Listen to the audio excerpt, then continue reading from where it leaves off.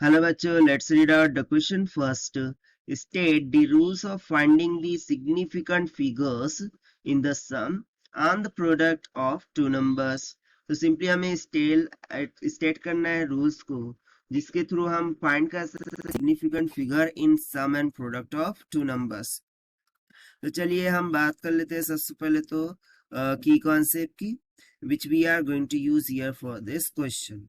सो key concept में हम जानेंगे अबाउट सिग्निफिकेंट फिगर्स यानी कि उसे हम काउंटिंग करते कैसे हैं। सो उसके लिए कुछ रूल होते हैं। सो सिग्निफिकेंट फिगर्स मींस व्हाट कि जो ऑल नॉन जीरो डिजिट्स होते हैं उनको हम क्या बोल देंगे, सिग्निफिकेंट फिगर्स बोल देंगे। फिर secondly any zero between two non-zero digits, किसी भी दो नॉन जीरो डिजिट्स के बिटवीन में अगर जीरो हो सो वो सिग्निफिकेंट फिगर हो जाएगा। और जो थर्ड मोस्ट इंपॉर्टेंट होता है जीरो ट्रेलिंग, ठीक है, ट्रेलिंग हो या फिर लीडिंग हो, उस कंडीशन में not consider as significant figure. ठीक है, जीरो को हम उस कंडीशन में सिग्निफिकेंट फिगर कंसिडर नहीं करते हैं। चलिए अब हम क्वेश्चन के थ्रू जाते हैं। तो सबसे पहले तो हम सम के लिए स्टेट कर देते हैं कि क्या रूल होगा। सो दैट इज यहाँ पर here I am writing the result of an addition in the number having different precisions, जिसके प्रिसीजन्स कैसे है, डिफरेंट है, that is difference precisions should be reported same number of decimal place। यानी कि simple यदि हमें कुछ डिजिट्स गिवन हो डेसिमल पॉइंट के साथ, ठीक है, और जब हम उसे ऐड अप कर रहे हो सो हम उसमें ये देखेंगे कि कौन से डिजिट्स में list number of significant digits है और उसके अकॉर्डिंग हम जो आंसर होगा उसे राउंड अप करेंगे आफ्टर दी एडिशन।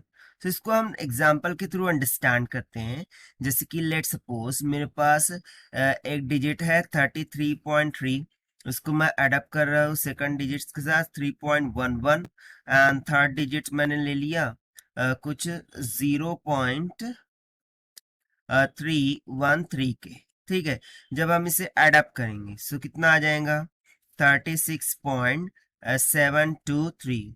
बट यदि मैं तीनों डिजिट्स में देखूं, ठीक है, सो जो फर्स्ट वैल्यू है, ठीक है, फर्स्ट जो नंबर है इसमें सिर्फ 1 डेसिमल प्लेस है।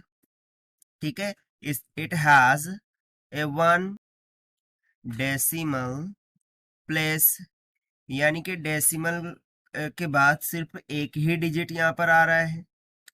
तो जब हम इन सभी डिजिट्स की एडिशन करेंगे, एडिशन के बाद जो भी हमारा आंसर होगा उसे भी हम 1 डेसिमल प्लेस तक क्या करेंगे, राउंड ऑफ कर देंगे। सो इसका फाइनल रिक्वायर्ड आंसर क्या हो जाएगा, दैट इज 36.7 की इक्वल।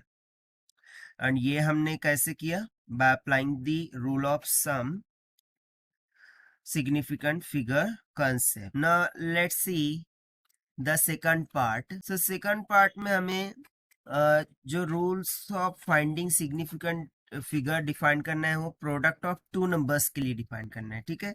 तो इसके लिए सबसे पहले तो मैं यहाँ पर लिख देता हूँ फॉर प्रोडक्ट, ठीक है, let's say for products of two numbers. So उसके लिए क्या डेफिनेशन हो जाएंगी, the answer to a multiplication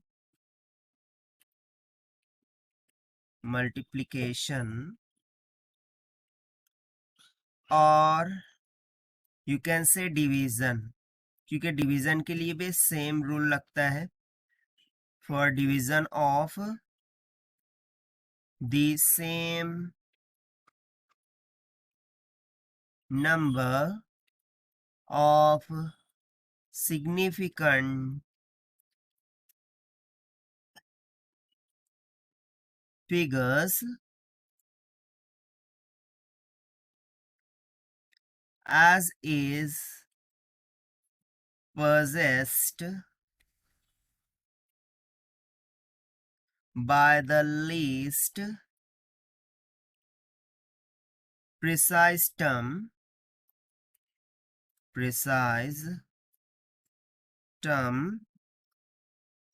used in calculation,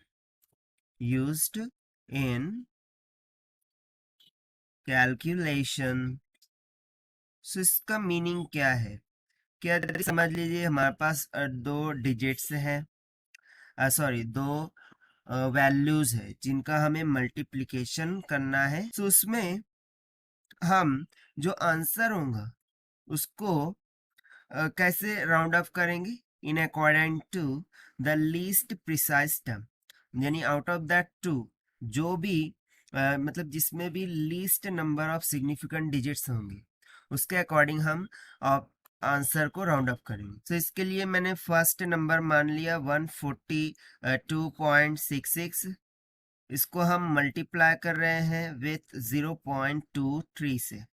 so after multiplication मुझे कुछ मिल जाता है 32.6738, ये आंसर मिल गया।